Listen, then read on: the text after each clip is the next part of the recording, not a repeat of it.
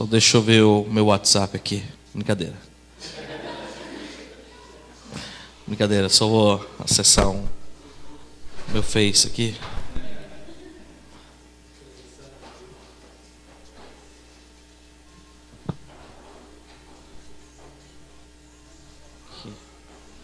Ok.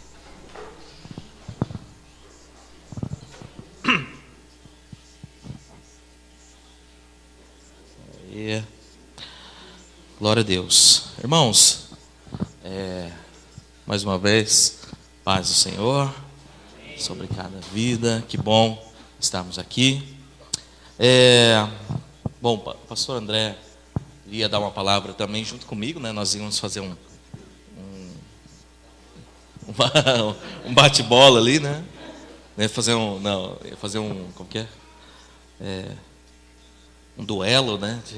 Brincadeira. De gigantes. Batalha de mensagem, né? Quem sabia mais versículos de cor. Ele fala em hebraico, daí é dose, né? Aí, tudo que ele fala tá certo, né? A gente não vai saber se está errado ou não. Mas né, ele estava um pouco indisposto, né? E melhor ele descansar para a noite. Então nós vamos ter um momento não muito longo, né? Até às 7, né? A gente pode ficar aqui. Vou até vir mais para cá, senão os irmãos ficam com torcicolo, né? O João já estava com torcicolo. Aí fica mais certinho. Daí pelo menos só 4 fica com torcicolo e o restante fica melhor para hoje, né? Melhor tem que ir pela maioria aqui, né? Ok, irmãos, nós queremos, dentro do tema, né? O tema é Ebenezer? Não. O tema dessa conferência. Quem sabe? Ninguém sabe. Tema da conferência? Hã? Mantenha a chama acesa, o fogo aceso, né? Lá em Levítico 6, versículo... Esse eu não sei, viu? Estou perguntando. 15, não. 13, né? 13. Tem um texto, né? E o texto... Você acredita que eu esqueci minha Bíblia? Na verdade, a gente saiu para almoçar e o pastor não falou que a gente não iria voltar para casa, né?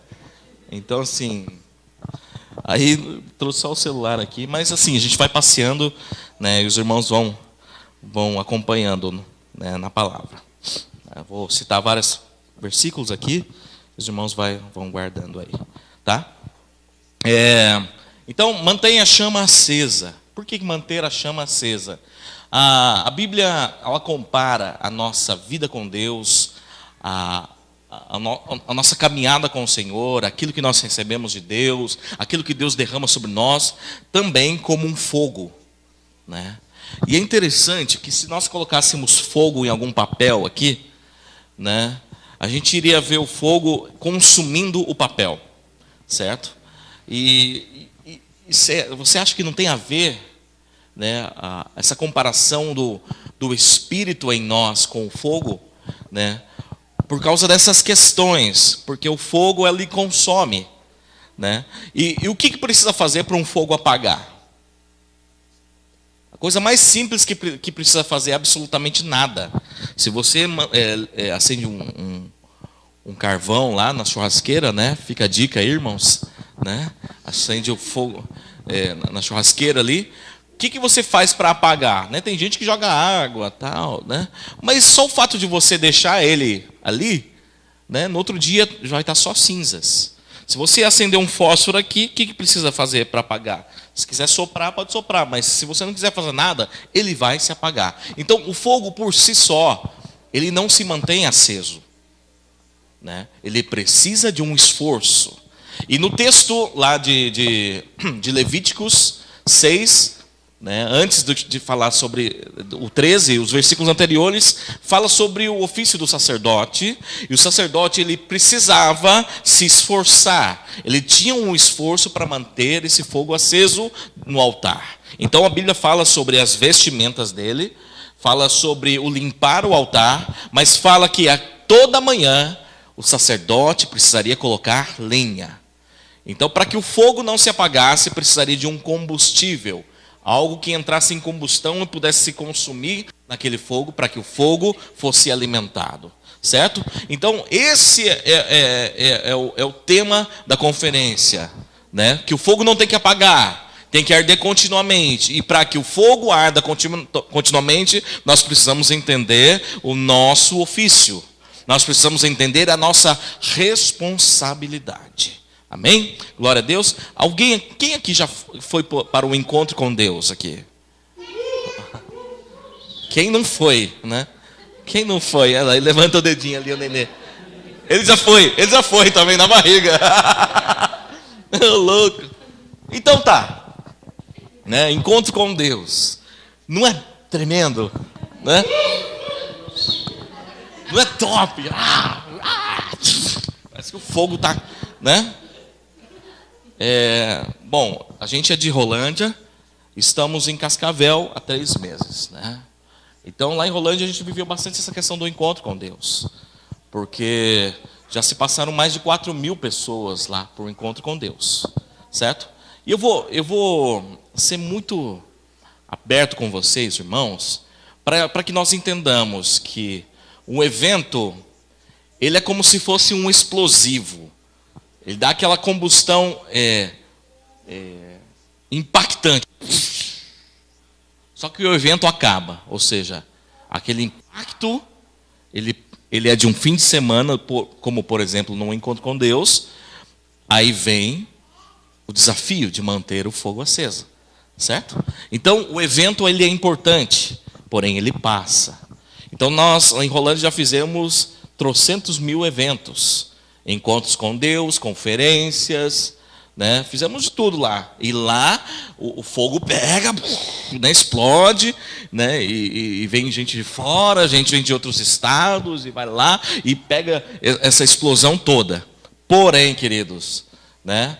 Com toda a propriedade, com toda a vivência que nós temos em eventos, e com tudo aquilo que nós gostamos, o Ebenezer Conference pode ser uma pólvora no seu fogo.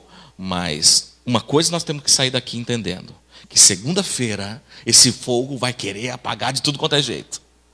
Certo? Assim como quando você saiu do encontro com Deus, teve, né, o pós-encontro e tal, mas esse fogo sempre vai querer apagar. Porque é da natureza humana. Deus criou o fogo para que ele se mantenha aceso apenas quando tem algo para queimar. E quando não tem algo para queimar, quando não tem um combustível para queimar, o que acontece? Ele se apaga. Ou seja, há muitas pessoas que já foram para encontros com Deus que já estão desviados. Eu não estou falando aqui na igreja, não estou falando só de Rolândia, estou falando do Brasil inteiro. Tem lugares que fazem muitos encontros por aí. Mas tem muita gente que já explodiu, né, no bom sentido, né, na presença de Deus, já experimentou um toque sobrenatural de Deus, já se rasgou diante dele, porém deixou o fogo apagar. Deixou o fogo apagar. E isso o apagar é inevitável quando nós não fazemos nada. Quando nós ficamos apenas esperando ou frequentando uma religião, isso vai apagar. Você pode ter a maior experiência com Deus, né, da face da terra. Ele vai se apagar. Sabia que tem gente que já foi batizado no Espírito Santo, já não sei o quê. Eu já atendi, eu sentava muito com os mendigos na rua, ou na frente de casa, lá em Rolândia, na época, eu era solteiro. Todo mendigo que tocava a campainha, eu ia lá, para passar um tempo com eles. Né? Eu dava alguma coisa que tinha, mas o meu lance era sentar com eles, para saber da história deles. E a maioria dos mendigos que eu conversei, são ex-crentes. Um deles falou assim: eu tenho até a carteirinha de membro aqui. O cara estava no fim do poço, né? No fim da fossa, e estava falando da carteirinha de membro dele. Um outro disse assim: eu até orava em línguas, né? Eu até orava em línguas. Ou seja, são pessoas que experimentaram algo muito forte de Deus, né? Só que não conseguiram se manter na presença. O fogo se apagou. Aí a culpa é de quem? Né? A culpa é da Eva, a culpa é da serpente, a culpa é do pastor, a culpa é do irmão da igreja lá que caloteou, a culpa é de não sei o quê, a culpa é da esposa, a culpa é de tudo, menos da própria pessoa. Certo? A culpa é da liderança, a culpa é do líder de célula, a culpa é de não sei quem, a culpa é do diabo, menos da própria pessoa que deixou esse fogo apagar. Né? Então nós temos que entender que para todo fogo que Deus derrama, vem uma responsabilidade enorme. E não é dos outros, não é do pastor, não, é a sua. E se o fogo se apagar de você, a culpa é sua. A responsabilidade para se manter no fogo é sua. Né? O pastor faz todo possível para que você entenda isso. Mas ele não pode fazer o seu fogo nunca apagar. Ele não consegue proteger o seu fogo. Porque isso tem a ver com caráter, tem a ver com aquilo que você é quando ninguém está vendo. Né? Aquilo que você faz, aquilo que você pensa quando ninguém está sabendo. Então, a responsabilidade é pura e total de cada um de nós. De cada um de nós. O mérito também, né? Porque Deus dá o fogo e esse fogo pode crescer cada vez mais. Quanto mais combustível eu coloco nesse fogo, maior será a fornalha, né? Dessa chama em Deus, tá bom? Ok? Aí é o seguinte, né? Eu quero, né, eu e o pastor André iríamos falar sobre esse fogo, sobre manter esse fogo, né, na palavra, pela palavra, e mantendo esse fogo, que é o avivamento do Espírito, pela adoração. Né? Então eu quero compilar tudo isso, porque não dá para falar de um sem falar do outro. Né? Não dá para falar do outro sem falar de um. Nós precisamos falar da palavra, nós precisamos falar da vida de adoração, ok? Então, nós vamos ter essa conversa, não muito longa, mas eu quero trazer isso para vocês. Um dos grandes erros dos crentes é lutar contra o pecado. Sabia disso? A gente fala até assim, lute contra o pecado, lute contra o pecado. A gente foca no lugar errado. É mais ou menos assim. A gente foca no lugar errado. Quem aqui luta contra a AIDS? Esquisito isso, né? Não, a gente não luta contra a AIDS, a gente se previne dela, né? Quem aqui luta contra um acidente de avião? A gente não luta contra acidente de avião, né? Mas a gente procura ter uma vida, a gente pensa que a gente procura ter uma vida de segurança, para que a gente não sofra alguns acidentes. E o pecado para o Filho de Deus, né? Quem aqui é filho de Deus? Você é filho de Deus? Você é crente mesmo? Né? Então estamos falando assim com filhos de Deus. Pessoas que já tiveram uma experiência com Deus, já entregaram sua vida para Jesus e hoje confessam o nome de Jesus como seu Senhor, como seu Salvador, como seu dono, proprietário exclusivo, ok? Então, para o Filho de Deus, querido, para o Filho de Deus, o pecado, ele não pode ser o foco da nossa vida. Sabe, a gente fica muito voltado ao pecado, àquilo que é pecado, àquilo que é permitido, àquilo que é proibido, e nós nos esquecemos de investir a nossa vida e assim prevenir a nossa vida contra o pecado, certo? A melhor forma de você não pegar gripe, né, não é tomando remédio contra a gripe, é você tendo certos cuidados.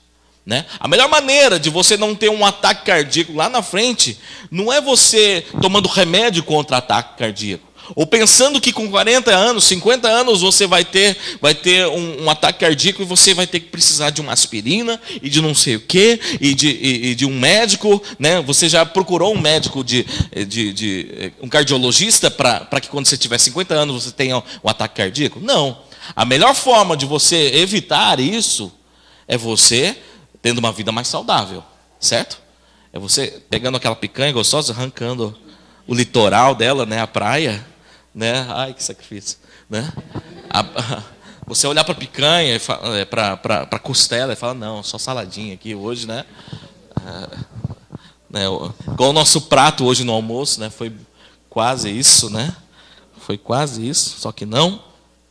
E a prevenção é a melhor maneira. Então a gente precisa focar naquilo que vai investir a nossa vida e prevenir a nossa vida, certo? Então nós somos crentes com o hábito de remediar. Sabe aquele ditado de é melhor prevenir do que remediar?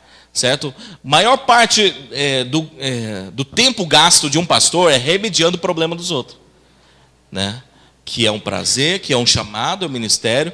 Mas por quê? Porque as pessoas estão deixando de investir a sua vida em Deus, e quando acontece um problema, precisa de um remédio, precisa de algo para remediar uma situação que já está totalmente ruim, certo? Então, vou falar um pouquinho sobre o manter o fogo aceso pela palavra e pela adoração, certo? A maior maneira de você vencer o pecado não é lutando contra o pecado, é você buscando a presença de Deus, é você focando na prevenção, que é uma vida na presença de Deus, na palavra e na adoração, certo?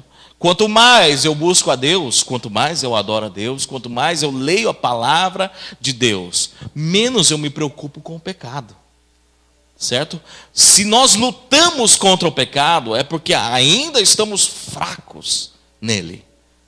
Porque à medida em que nós nos fortalecemos em Deus, o pecado não é mais um nosso inimigo. Sabe aquele negócio do tipo assim, não faz nem cócega, certo? Vou dar um exemplo, por exemplo, na minha vida, vamos falar de bebida alcoólica na minha vida. Bebida alcoólica na minha vida não faz nem, não acende nada em mim. Em algumas pessoas, sim, certo? E essas pessoas precisam lutar para não cair na bebedice, né? E se fortalecer na presença de Deus. Mas para mim, né, no meu caso particular, a bebida não é uma luta na minha vida. Eu não preciso lutar contra a bebida porque ela não é minha, não chega nem a ser minha inimiga. Eu não tenho nada com a bebida e por isso eu não preciso lutar para cair lá. Eu nunca vou cair naquilo lá, porque eu já estou forte contra isso, né? Já me fortaleci contra isso. Antigamente, antes de me converter, eu bebia, certo? Hoje, você pode pôr um monte de bebida alcoólica, pode pôr de graça, as melhores bebidas, me dá uma Coca-Cola aí, sei lá, né? Dá um leite com chocolate, que é melhor.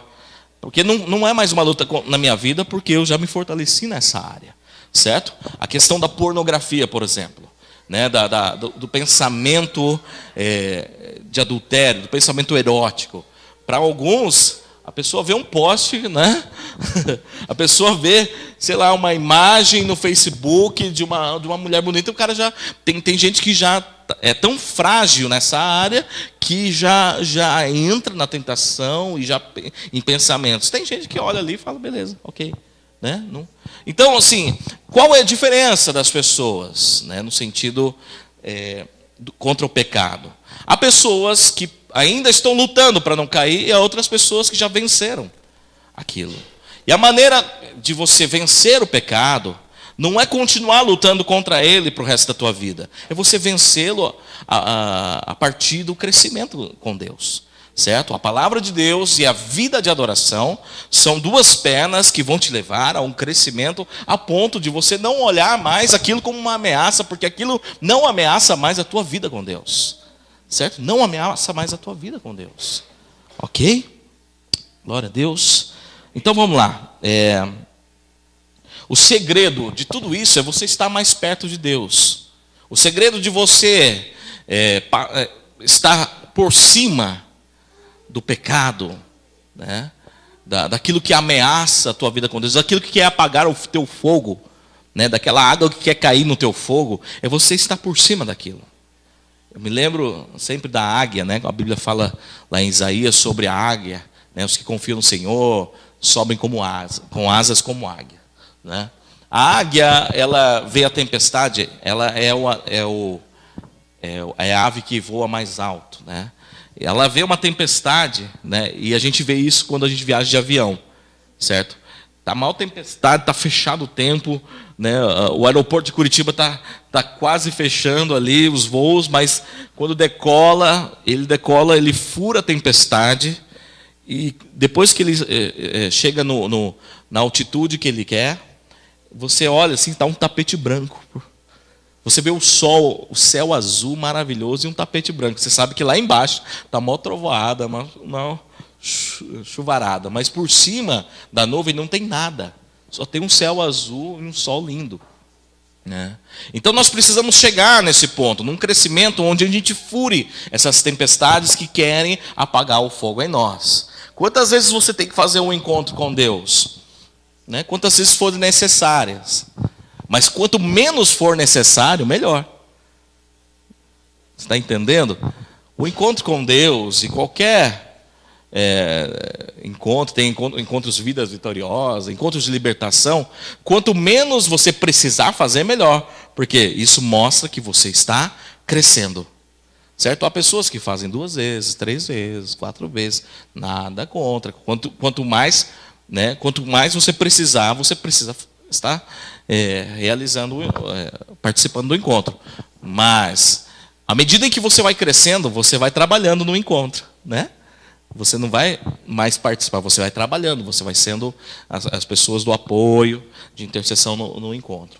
Isso quer dizer que você está avançando os níveis, ok? E a adoração e a palavra, eles vão sempre te conduzir para mais de Deus e menos do pecado, certo? Mais de Deus e menos do pecado, ok? Lá em 2 Crônicas 13, lá fala de um episódio.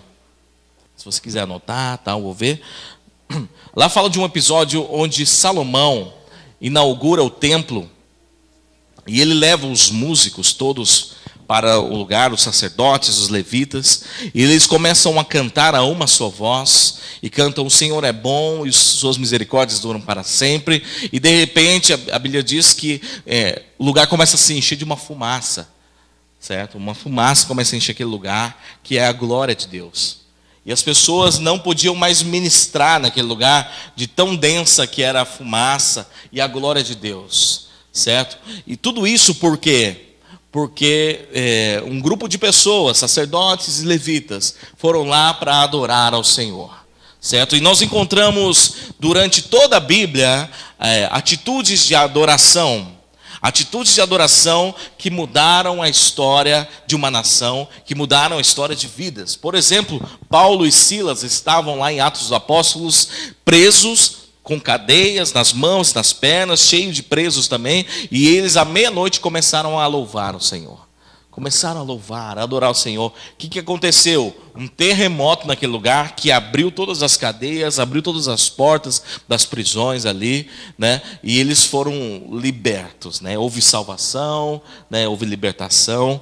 E é isso que acontece, queridos, quando nós entendemos a eficácia, o poder da adoração na nossa vida.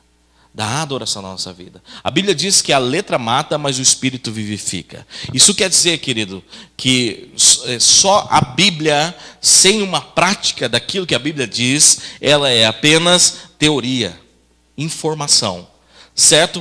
Por um outro lado, quando Jesus chega em João 4, a gente já vai falar sobre isso, mas só que ele fala para a samaritana: olha, vocês adoram aquilo que vocês não conhecem, certo? Então, por outro lado, você adorar sem conhecer a palavra de Deus também é um tiro no pé.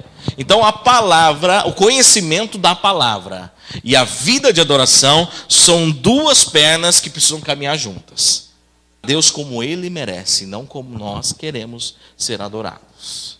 Eu estava ouvindo uma ministração do pastor Marcelo Jamal. Ele dá um exemplo assim, dizendo sobre o cristianismo, esse cristianismo customizável que nós vivemos hoje, certo? Hoje existe igreja para tudo, né? E glória a Deus por muitas igrejas, muitas denominações aí que têm ganhado vidas para Jesus. Mas tem denominações para tudo, né? Para todo estilo de pessoas. O problema é quando uma denominação, uma certa igreja, começa a customizar o evangelho. Ou seja, não é bem aquilo que a Bíblia está dizendo, né? Você pode vir, fica do mesmo jeito que você está, né? Que Deus vai prosperar na tua vida, que não sei o quê, não sei o quê. E começa a pregar um evangelho aguado, um evangelho ralo, certo? Um evangelho peneirado, né? Apenas selecionando aquilo que é bom para as pessoas. Né? As canções têm sido dessa maneira. Né? As canções que fazem maior sucesso hoje em dia no gospel, na cultura gospel, são aquelas que não falam do que você precisa dar para o Senhor, mas daquilo que Deus precisa dar para você. Daquilo que Deus precisa fazer na tua vida para você se sentir bem. Né? Então, irmãos, então existem vários cristianismos por aí, né? Muitas delas levando vidas para Jesus, mas algumas delas conduzindo pessoas para uma idolatria pessoal, né? Para uma vida totalmente falsa, né? De um evangelho totalmente falso. E nós precisamos entender pela palavra de Deus aquilo que é verdadeiro. Aquilo que é verdadeiro. O pastor Marcelo Jamal então fala assim: se você quisesse se converter ao budismo, por exemplo, né? Então você fala assim: agora em diante eu sou budista. Então você buscaria então uma orientação de um monge budista, né? E o monge budista falaria algumas coisas do tipo: olha, você agora vai raspar a cabeça, né? De agora em diante você vai acordar todos os dias às 6 da manhã. Eu estou inventando, tá? Essas coisas. Eu não sei não. Por mais que um dia eu fui um budista fajuto, né? Da família, eu nem sei de nada. Não sei o que é ser budista, né? Mas daí você vai fazer as suas meditações, lá, e vai tocar um sininho, tim, tim, todos os dias às 6 da manhã, né? E você vai ler esse livro aqui e tal. Esse livro está na língua chinesa, e você vai ter que aprender o chinês, e o livro se lê desse jeito, e você vai agora começar a parar de fazer isso e fazer dessa maneira. Eu não imagino alguém falar assim: peraí, esse budismo aí está meio difícil aí, né? Peraí, vamos aliviar, né? Acordar às 6 horas da manhã, vamos acordar às 8, pode ser às 8 horas, né? Vou fazer às 8. Você acha que o monge vai falar assim: não, beleza, tá de boa, ok, faz do jeito que você quiser, né? O que é importante é você ser budista? Não, o budista ia falar assim: não, peraí, o budismo é isso, você que tem que se adequar ao budismo, não o budismo a você, certo? Assim também é com o islamismo. O muçulmano, ele tem os seus horários de oração. Ele precisa orar virado para Meca. Ele precisa ter o tapetinho de oração. Ele precisa ler o Alcorão. Ele precisa fazer o seu Ramadã, o seu mês de jejum. Certo? Isso é ser muçulmano. Agora, por quê? Porque para ser cristão, né, você pode fazer qualquer coisa, de qualquer maneira, de qualquer jeito. Você customiza do jeito que você quer. Não. Também existe um padrão. Também existe um padrão de como adorar a Deus. Não é só chegar e cantar música. Existe um padrão de adoração ao Senhor, como Ele deve ser adorado, certo? Eu vou fazer uma pergunta para você. Como que você aprendeu a orar? Você ora, né? Como você aprendeu a orar? Quem te ensinou a orar? Qual foi o padrão de oração que você pegou para você aprender a orar? Deixa eu responder por você, porque por mim também é a mesma coisa. Certo? Você aprendeu por transmimento de pensação. Você aprendeu, estou brincando, você aprendeu ouvindo as outras pessoas orarem, inclusive o pastor. Certo? Então, se o pastor aqui, ele tem uma linguagem tipo: Senhor Deus Pai, meu Pai, né? Senhor Deus Pai, meu Pai, não sei o que, Senhor Deus Pai, meu Pai. Tenho certeza que a maioria dos irmãos aqui também vai orar: Senhor Deus Pai, meu Pai. Por quê? Aprende ouvindo, certo? Aprende ouvindo. Não vou falar que está errado, né? Não posso falar que está errado, porque eu aprendi também assim, e é assim a nossa vida de oração. Mas uma coisa eu posso falar para vocês, querido, que nós nos esquecemos, que a Bíblia é o padrão na vida de oração. A Bíblia é o padrão para a vida de oração, de adoração.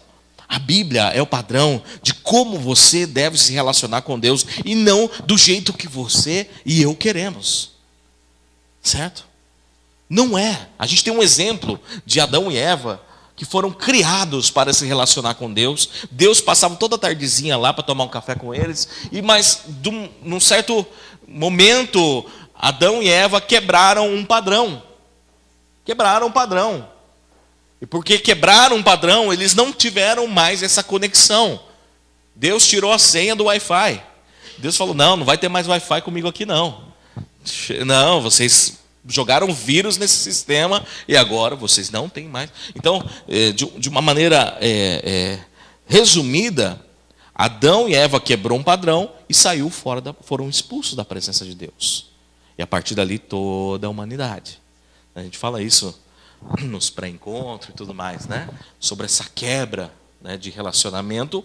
E a vontade de Deus é fazer com que nós nos relacionemos, voltemos através da cruz de Cristo para um relacionamento original, o projeto original, o sistema operacional original, que é relacionamento com Deus, certo?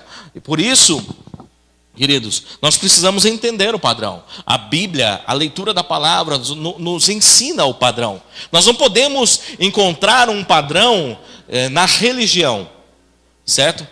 Igreja somos nós, certo? Aqui é um templo e existe uma instituição, uma organização administrativa, um CNPJ chamada Igreja Presbiteriana Independente, né? Igreja IPI Ebenezer.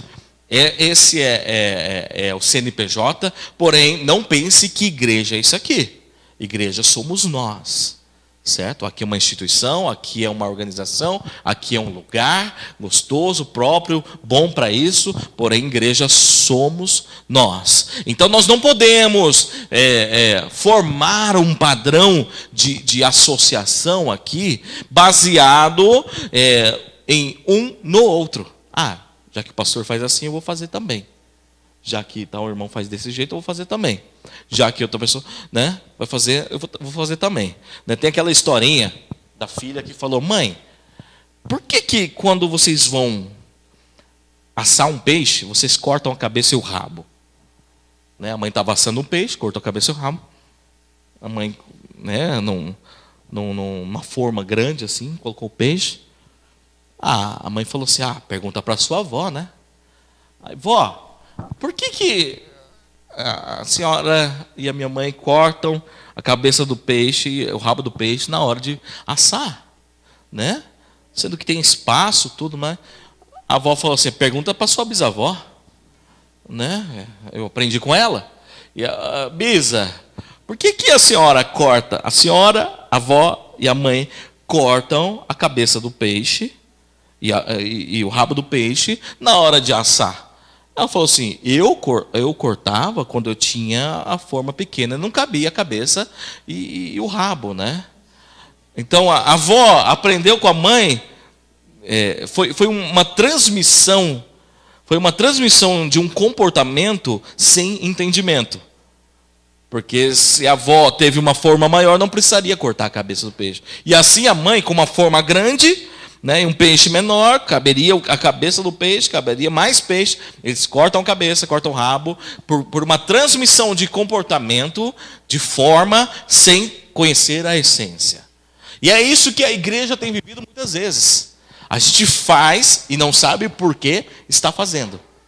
A gente adora desse jeito, a gente cria formas de adoração, formas de relacionamento com Deus, baseado no que você viu o outro fazendo. Normalmente um líder, né, fazendo. Né? Então você cria uma maneira, um formato de como se relacionar com Deus, como se comportar na igreja, como fazer isso, como fazer aquilo, né? E sem saber o porquê. E é interessante essa cultura religiosa. Por exemplo, eu conheci uma igreja lá em Cascavel, né, que o nosso filho faz aula de violino lá.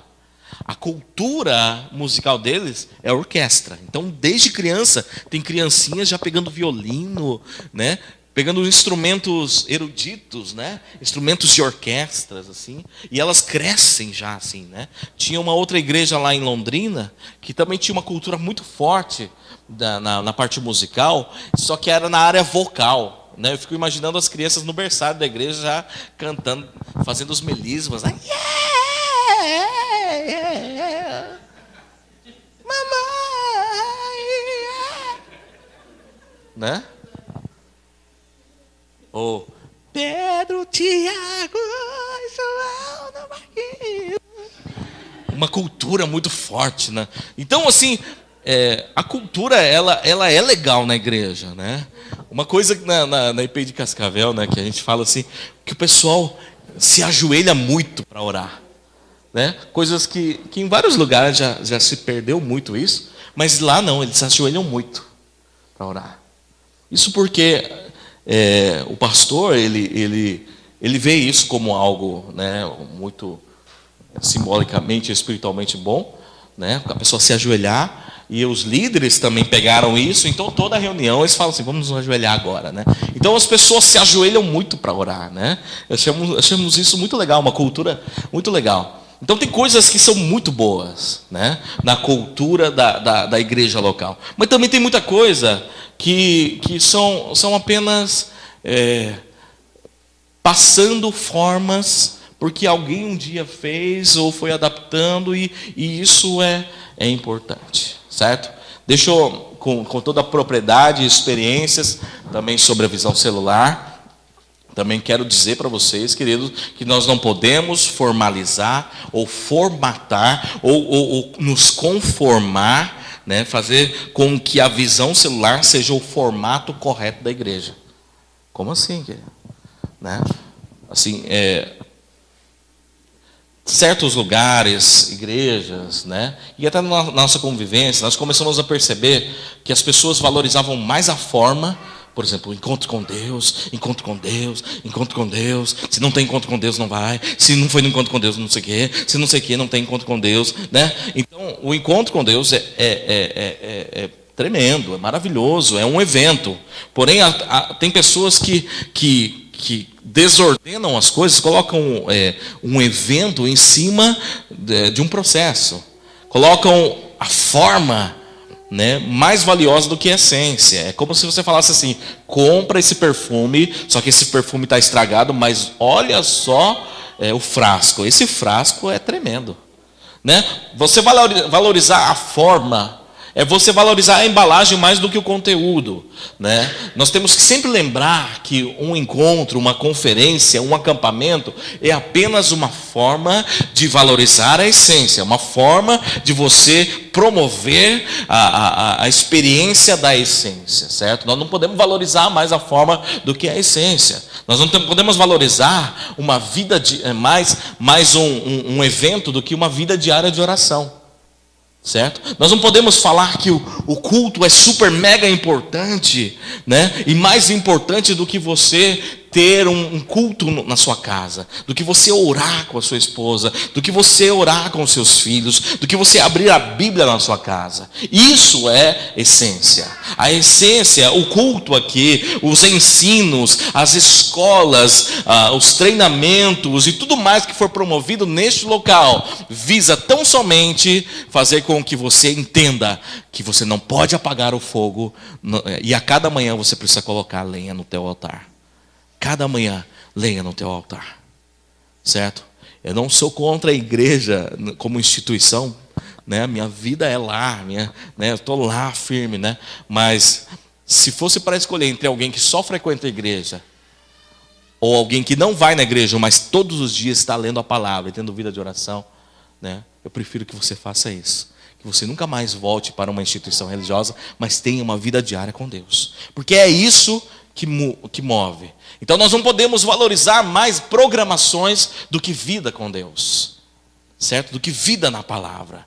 Tudo aquilo aqui, o que nós estamos fazendo aqui, meu irmão, não é uma mágica na tua vida. Nós estamos apenas dizendo, vá para a tua casa, feche a tua porta, e teu pai que te vê em secreto, te recompensará em secreto. Isso que nós fizemos aqui, um momento de adoração, é apenas um momento pedagógico e um momento congregacional de você adorar a Deus. Mas o mais importante não é cantar dentro da igreja, é você ser igreja lá fora. É você cantar louvores lavando louça. Estou falando para os homens isso. Isso é terapia. Terapia cheia de louça. Certo? Então, irmãos, irmãs, passando roupa, né? Então louve, tá passando louve, cozinhando louve, esfregando louve.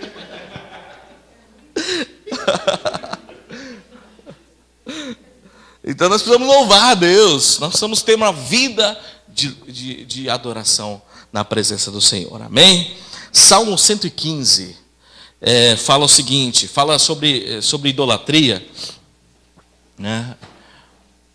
Abra lá Salmo 115.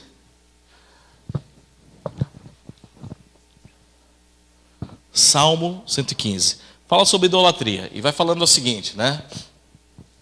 Que sobre as imagens e esculturas, diz assim, tem olhos e não veem, tem ouvidos e não ouvem, tem boca e não fala, tem pernas e não andam, né? E diz assim, tornam-se semelhantes a eles todos os que neles confiam. Certo? Não sei como que está a tua tradução ali, procura aí. Alguém achou o versículo? Achou qual que é o versículo? Mas lê aquele, tornam-se semelhantes a ele. Dá uma... Lê aí, por favor. Isso. E todos que neles confiam. Guarda isso. Tornam-se semelhantes a eles todos os que neles confiam. Aí, o versículo seguinte fala assim, Israel, porém, confia no Senhor. Eu quero fazer você entender aqui um princípio assim, fenomenal. Um princípio fenomenal na tua vida. Tornam-se semelhantes a eles todos quantos neles confiam. Israel, porém, confia no Senhor. A adoração, certo? A adoração, ela tem a ver com confiança. Então, quanto mais você adora ao Senhor, você se torna semelhante a Ele. A adoração te faz ser parecido, te faz ser cada vez mais parecido com Deus, te leva a uma vida maior de intimidade com Deus. Quem aqui é casado? Você lembra do primeiro dia? Você lembra do primeiro beijo? Foi meio torto, né? Bateu no dente, sei lá, né? Se tivesse aparelho, machucou, né? Alguma coisa deu errado, né? Naquele primeiro beijo. Não foi perfeito como há 10 anos depois, né? O primeiro beijo, né? Ou a primeira vez que você saiu sozinho com ele ou com ela, né? Sei lá, vocês olhavam para a lua, não tinha muito assunto, né? Ainda bem que não tinha celular naquela época, né? Na nossa época, assim, ficava no WhatsApp, senão ninguém conversava, né? Mas a gente ficava assim, né? Tá. Você lembra da primeira vez que nós saímos, Graça? Você lembra? Lembra mesmo? Verdade? Então me ajuda a lembrar. Então me ajuda a lembrar aqui. Mas do primeiro beijo, né? Foi meio torto, foi meio assim, pá, bateu o dente. Não sei, mas foi bom. Mas hoje a gente está mais... eu lembro, né? Você tem muitos exemplos disso. No primeiro dia de casado, né? Você, tão sistemático, assim, deixava as escovinhas tudo certinho, assim, né? Né? E a pasta de dente se apertava lá do fundo para frente, né? Aí vai chegar o seu cônjuge, pá, no meio, né? Aperta lá e deixa tudo torto, deixa tudo molhado ali, né? E você fala, é muito diferente de mim. Mas com o passar do tempo a gente vai ficando parecido, né? Ou não? Pelo menos, né? Pelo menos um vai conhecendo o gosto do outro, né? E a esposa vai cozinhar, né? Se o cara não gosta de cebola em quadradinho, vai cortar a cebola em meia lua, né? Daí vai lá e corta a cebola em meia lua porque o marido não gosta de cebola em quadradinho, né? Então vai conhecendo o gosto do outro, vai fazendo, né? Quem não gosta de cebola por causa do crec-crec vai ralar, vai não sei o quê, né? Então as coisas vão se ajustando, né? Vão se ajustando, vão conhecendo um ao outro, a maneira, né, os sonhos, os pensamentos uns dos outros, né? Isso se chama intimidade, certo? Isso se chama intimidade, né? Vocês me conhecem, né? Pelo menos a partir de ontem vocês me conhecem, né? Vocês nunca viram um japonês tão bonito assim, né? Mas quem me conhece mesmo com mais intimidade é minha esposa, certo? Você quer falar de mim, mal de mim? Pergunta mais para minha esposa, que ela vai saber mais ainda, mais assunto do que falar, porque ela conhece os meus defeitos, né?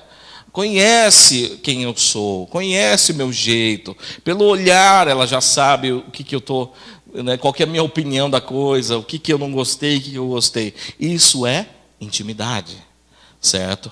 Agora, imagina que vocês, né? Que eu sou Deus, Jesus, eu sou Jesus. Né? Sou Jesus. O que você gostaria de conhecer em mim? Apenas me ouvir falar com o microfone? Né? Para você está suficiente apenas falar, beleza, participei de uma conferência que Jesus estava lá, foi muito bom, foi gostoso, uau, puxa vida, Jesus falou umas coisas para mim que foi tremendo, né? Até o ano que vem, Jesus. Você gostaria de ter esse relacionamento com Jesus? Mas muitas vezes nós temos feito isso mesmo. Nós temos apenas buscado um tipo de relacionamento eventual com Jesus. Vamos na igreja ali, vai ser legal, vou adorar a Deus lá na igreja, beleza. Né? Apenas um tipo de relacionamento superficial com Jesus. Né? Alguns irmãos, nós temos o Facebook, estamos conectados no Facebook. Alguns acompanham minhas publicações, eu acompanho as publicações dos irmãos ali. Eu tenho 5.000 amigos no Facebook, né? Que chamam-se de amigos no Facebook. Né? Posso conhecer por foto muitos deles. Posso ver que eles foram viajar, não sei aonde. Posso ver que teve um bebezinho que, sei lá, alguma coisa aconteceu. Foi ministrar, foi viajar, foi passear, comeu um lanche com 3 hambúrgueres. A gente consegue saber disso daí. Mas uma coisa que a gente não pode dizer, que isso é relacionamento de intimidade. Né? Eu lembro de uma reportagem do jornal Hoje, que estava entrevistando a mulher, uma moça, que conheceu um rapaz pela internet, que namorou pela internet, que noivou pela internet e se casou pela internet. Conseguiram fazer uma cerimônia, o cara era de outro país, e ela do Brasil, e eles conseguiram fazer de um jeito em que foi aceito o casamento religioso pela internet. Pela internet. Certo? Um dia eles vão se conhecer, né? Ou já se conheceram. Mas até então, o relacionamento deles era puramente pela internet. Um mandava foto para o outro, um falava com o outro, um sabia o que o outro gostava, que tipo de música gostava, que tipo de roupa gostava, que tipo de comida gostava. Mas uma coisa a gente sabe, eles não tinham intimidade. Intimidade. Ou seja, você pode saber tudo sobre Deus, mas se você não passar tempo com Ele, você nunca vai ter intimidade com Ele. Você apenas vai ter uma religiosidade. A informação produz religiosidade. A única coisa, né, que vai produzir intimidade é adoração. É adoração. É conhecer a Deus e adorar a Deus. Agora, né, falando sobre adoração, sobre conhecer a quem você adora, né, imagina que eu quero agradar o Rodrigo aqui, eu faço um prato de quiabo para ele. Porque eu gosto de quiabo. Né? Vou fazer um prato de quiabo para o Rodrigo. E vamos supor que ele odeia quiabo. Então, eu com muita boa intenção, quero chamar o Rodrigo, quero chamar a família do Rodrigo para jantar em casa, e de repente, o que tem na janta? O prato que eu mais gosto, mas o prato que ele mais odeia. Certo? O que acontece? A intenção foi boa, mas não agradou. Ele vai falar, que bom, né? Comer, né? Mas não foi aquilo que ele mais gostava. Né? Se eu tivesse feito picanha, talvez ele gostaria mais do que isso. Eu odeio picanha, mas eu faço picanha para ele. Né? Então, não adianta você ter boas intenções. Não adianta você apenas estar aqui na igreja por boas intenções. Você precisa conhecer aquele a quem você serve, aquele a quem você adora. E isso tem a ver com conhecimento da palavra e vida de adoração. A vida de adoração vai transformar o conhecimento em uma realidade no conhecimento. Entendeu? Conhecimento, a informação em revelação. Certo? Então, eu anotei umas coisas aqui, eu quero falar. A adoração é relacionamento, né? A adoração gera intimidade. A adoração nos enche do Espírito Santo. Lá em Efésios, capítulo 5, verso 18, diz assim: enchei-vos do Espírito. Diz assim: não vos embriagueis com vinho no qual há dissolução, mas enchei-vos do Espírito. Falando entre vós com salmos, hinos, cânticos espirituais, certo? Então, aqui fala que a adoração, os cânticos espirituais, o louvor, né, os salmos, hinos, a palavra, falando entre nós com a palavra e adorando a Deus junto, nos faz ser cheios do Espírito.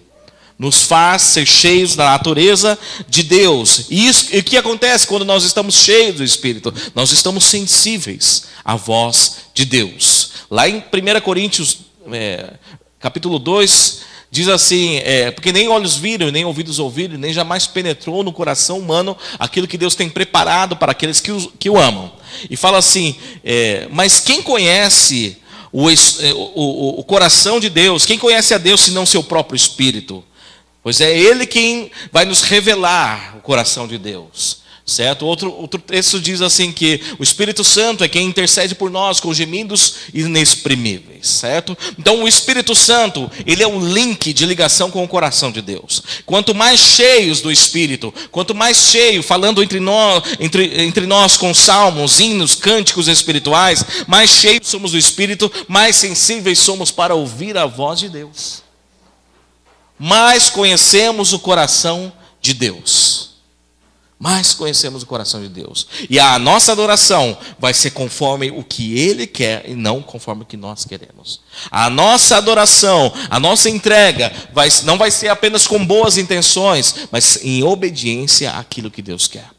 Se Deus perguntasse para Abraão, Abraão, o que você pode me dar de melhor? Abraão falaria assim, eu vou sacrificar 1000 bois, 500 carneiros e 30.000 pombinhas em adoração ao Senhor.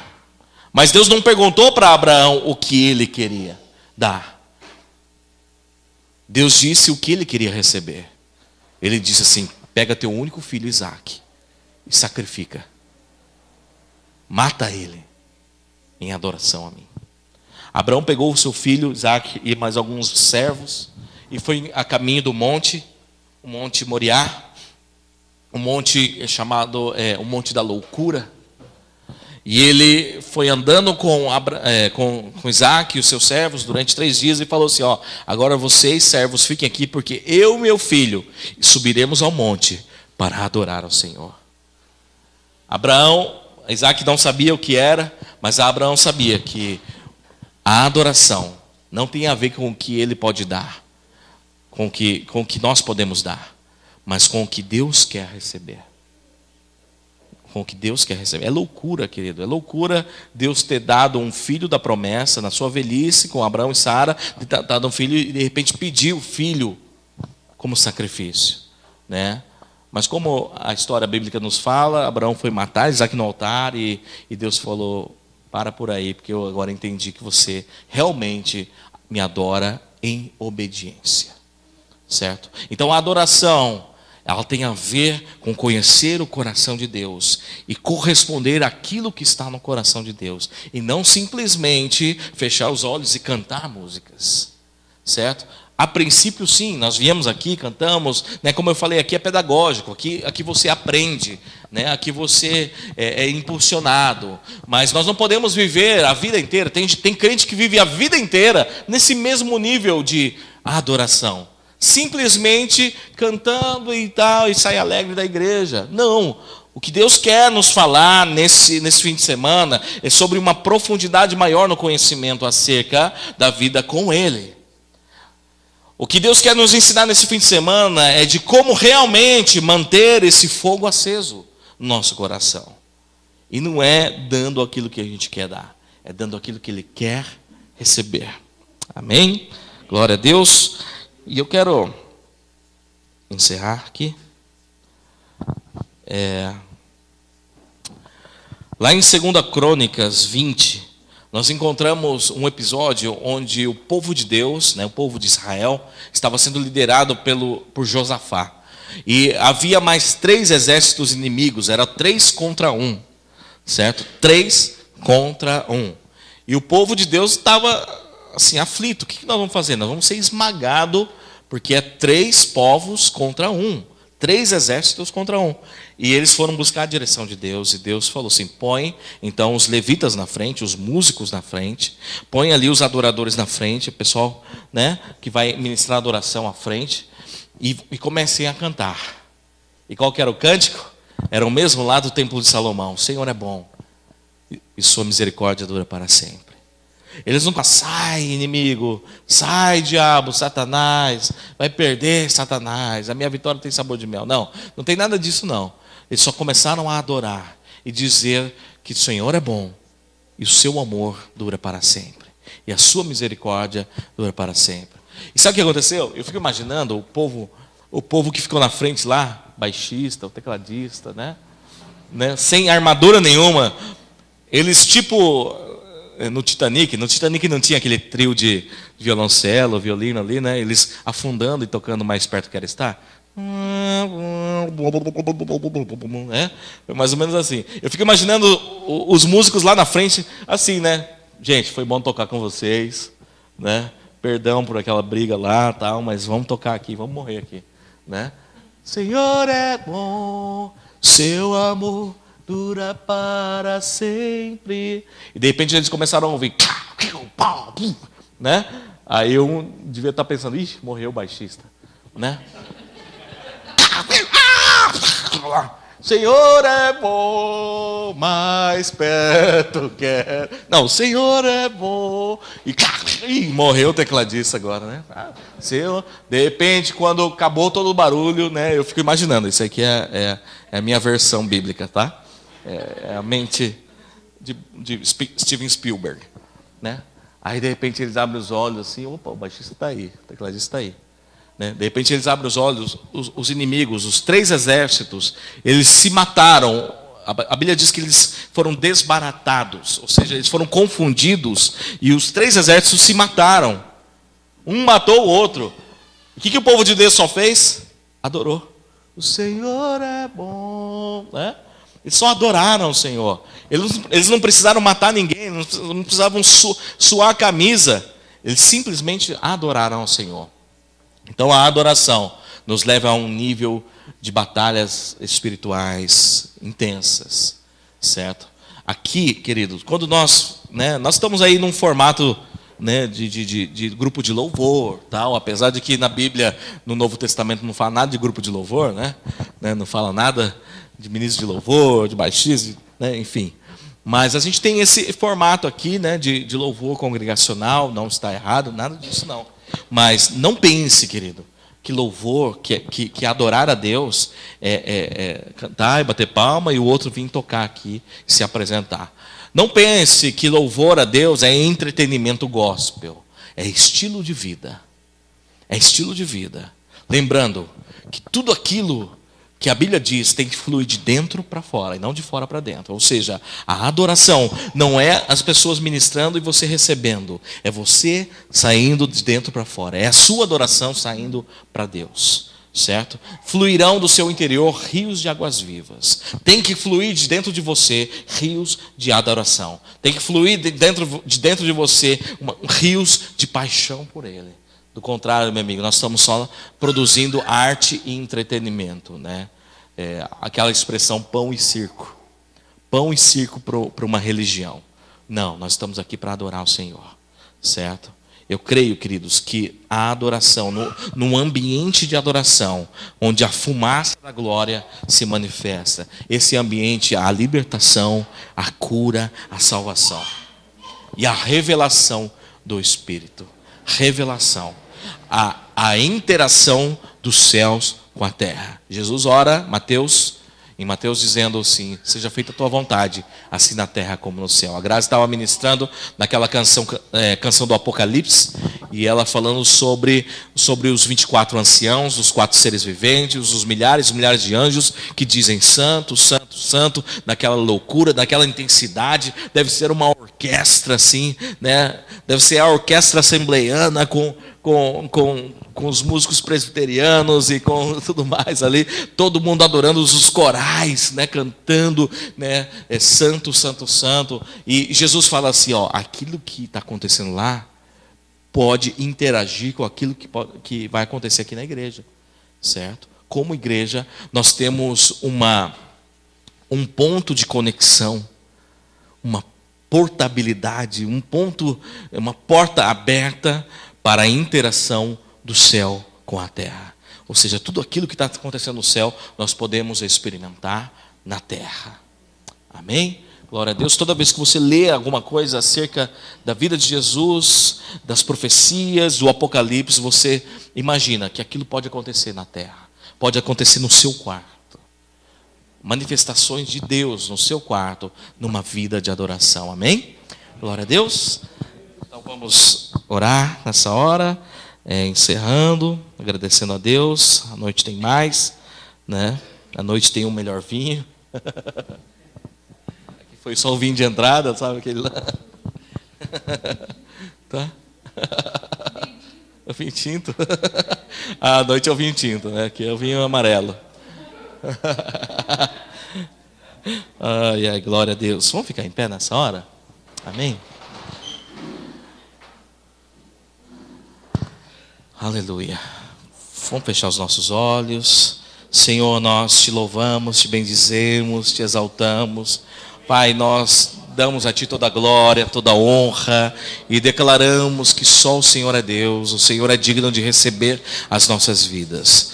De acordo com a ministração de hoje, Pai, a Tua palavra, Senhor, venha nos ensinar, Deus, como Te adorar.